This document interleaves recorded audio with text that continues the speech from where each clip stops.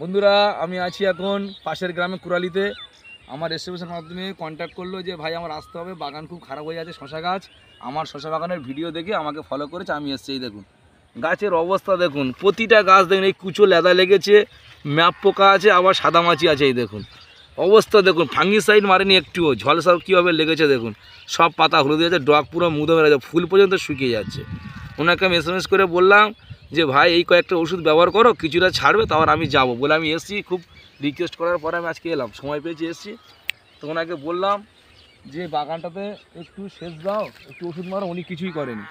10 কাঠা জায়গার অবস্থা দেখুন, এই জায়গাটাতে অন্তত 10,000 টাকা দোকানদারি হয়ে যাওয়ার কথা, এখন 1 টাকা দোকানদারি করে দেখুন গাছ মরে হয়ে গেছে। এই দেখুন সেচ দেয়নি বলে গাছ মরে হয়ে গেছে, অবস্থা দেখুন। তো ওনাকে বললাম যে কন্ট্যাক্ট ফাঙ্গিসাইড আর কন্ট্যাক্ট ইনসেকটিসাইড ব্যবহার করতে হবে। তাহলে কীভাবে করতে হবে আমি বললাম যে বিকালে 4টের পরে আটা দিয়ে, স্টিকার আটা দিয়ে মারতে হবে পোকার ওষুধ।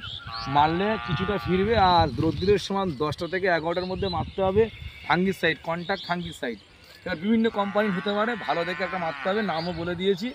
বায়ারের একটা কোম্পানি আছে, তারপরে এই সিনজেন্টা কোম্পানি আছে, এরকম ভাব যা ইউপিএল আছে।